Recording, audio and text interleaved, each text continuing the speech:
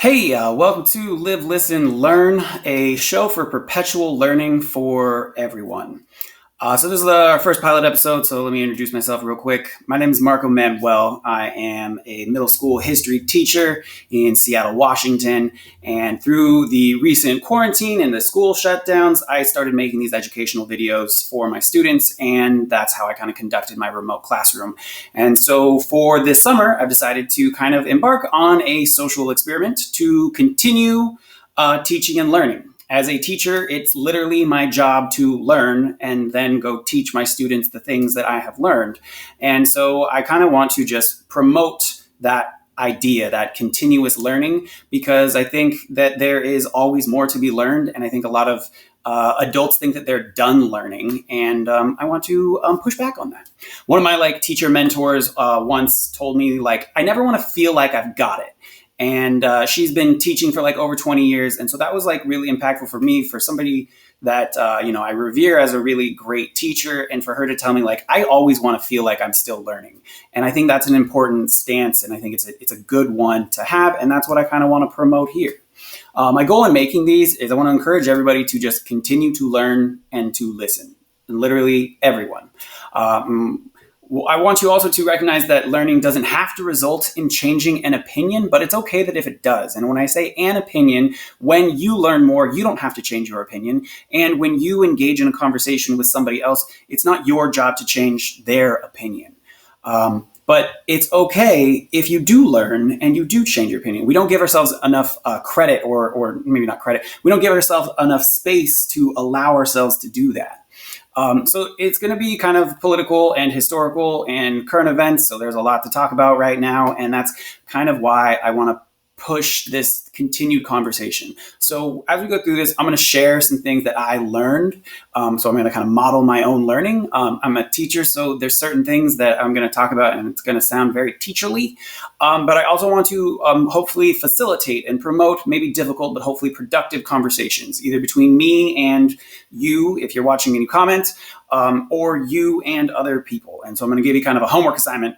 I'm a teacher still, to exercise and start a different kind of dialogue. So our first episode here, I'm calling it Just Listen. And we got to learn to listen to different or new ideas. I kind of see there's two different types of people that I don't know, when it comes to political conversation or this kind of topic. And there's people that consume it and they read it and they seek it out and they want it. They are reposting. They're putting things on their social media. They're putting things out to the world. And then there's other people who are I don't want anything to do with that serious, political, anything like that. And they run away. So whoever you are, I'm hoping if you are the former there and you want to learn more, I want to push you to learn from different sources and different places.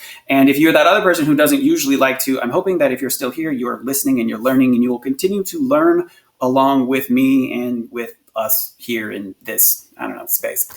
I never thought I had a platform to do this, but I've kind of come to realize everybody has a network, no matter how small. And so I'm going to put my voice out there and I'm going to invite everybody along with us. As we do this, I'm going to use different media sources and talk about them, to talk about the things that I've learned and share that with you, and hopefully encourage you guys to do the same. So this first source I'm going to talk about is this. It's called For Our White Friends Desiring to Be Allies. And it's written by this woman, Courtney Ariel, and she wrote it in 2017, 5 days after the Charlottesville, Virginia Unite the Right rally, which, quick refresher, most people I think would agree was a pretty super obviously explicitly racist group of people saying some pretty super obviously explicitly racist things. And I think most people would agree with that. So there was a rally that happened about some nationalist groups, and then there was a counter protest, and then some things got heated. You can Google it, you can read more about it. But most people would agree it was not a great time. So that's just for some context when she's writing these things, because the things that she's talking about are about sort of racial civil unrest and conflicts back then that are very much still relevant, I think, right now. And so I had just learned about this, though. So she gives us 6 kind of things to do to be an ally. And so it's kind of like an invitation for people to be allies that might not otherwise be. So her first point is, or directed is, listen more, talk less. And I realize the irony of me saying that as I am, trying to teach, but I want you to listen. And so I'm also listening. Anyway, I hope you get the point.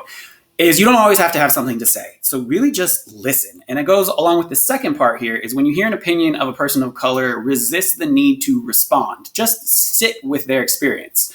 And so I want you to apply this to every conversation that you have where you are listening to something that you're like, I don't want to hear that thing, or I've got a rebuttal, like, but what about this? Or what about that? Or how about that over there? And instead of that rebuttal, just sit and listen with that experience. And just try that because that's hard to do. That's the challenge, is really just listening.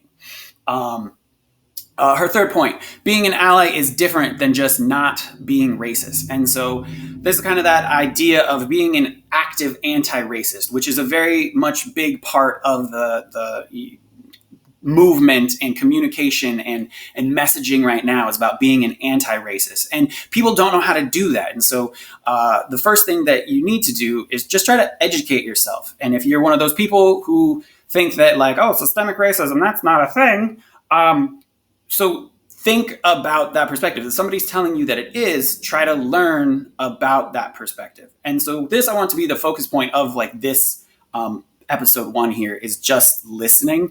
And I think all of those three go along with that idea, is just try to listen to somebody that's contrary to you or somebody that's different. Her next couple things are more specific to like racial tensions. Don't be shocked when you see modern explicit racism in action. Recognize it's been there. So like when things like Charlottesville happened in 2017, or when we see things and people saying some really like out there things right now, like recognize like people are saying it and those people exist. So we've got to be able to know that if we're going to have a productive conversation. Ask when you don't know, but do the work first. And so I have heard media personalities, people of color saying like, more white people need to be talking to their POs, people of color friends, to get their experience and their perspective. And I have actually heard probably more loudly like media personalities saying like, it's not the responsibility of people of color to educate their white friends about their experience and things like that. And so this fifth point, though, is recognizing kind of both of those things. And still, you want to ask people within the relationships where you feel safe, where you have that connection. So that same idea of everybody's kind of got a network, and personal connection, I think, makes a big difference in how you hear a message. And so if you ask a friend of color about their experience or their perspective, and they might share, that's great. And if they don't, you be receptive of that and just sitting with their experience. And they say, you know what, I don't want to talk about that, or I don't feel comfortable, or I don't feel like it. Try not to take it personally, because it's one of those confrontational things that it's hard to talk about, and we don't always know how to do it. Her sixth point is stop talking about colorblindness. So the idea of colorblindness is definitely something that I had to, unlearn or relearn, or however you want to think about it. Colorblindness, like most people listening to this, is what we grew up with in the 90s and the early 2000s and prior about education and talking about race. And the thing is like we just don't know how to talk about race that well. And that's something that we have to learn how to do better if we're going to move forward, because talking about colorblindness is no longer like an effective means to talk about or teach about or recognize race like in the world. It's just not quite working out.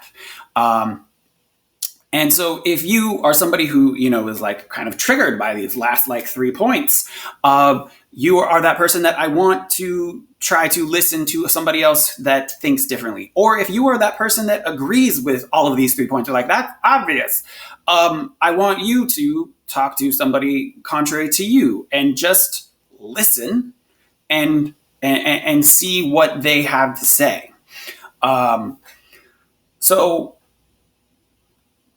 your homework is read the whole text, like for our white friends desiring to be allies, and tell me what you think. Where do you disagree or where do you agree? That's the harder part. What are the things that you can find common ground with? And your other thing that I want you to try to do is talk to somebody with a wildly different opinion than yours and ask them, what do they think about this? Ask them about any controversial things going on. You can ask them about monuments. That's a popular hot topic right now. Ask them how they feel about that. Ask them about their thoughts on colorblindness as a means of like society being, or ask them, is that what you learned? And the hard part is, don't try to assert your opinion and just listen to what they've got to say. And if you want to, you can ask follow-up questions. You can ask them, tell me more about that. Where and when did you hear that? But you don't want to, ask like a condescending question like, well, isn't that a silly thing? Like, because you've negated the whole exercise and it's not doing what it could do. And that's maybe something that it doesn't seem like it's going to do much. But if you can, just push yourself to just listen. So please like, share, and subscribe. I'm going to put this in different platforms and we'll see how this experiment goes and how far it goes. Thanks for listening and learning with us.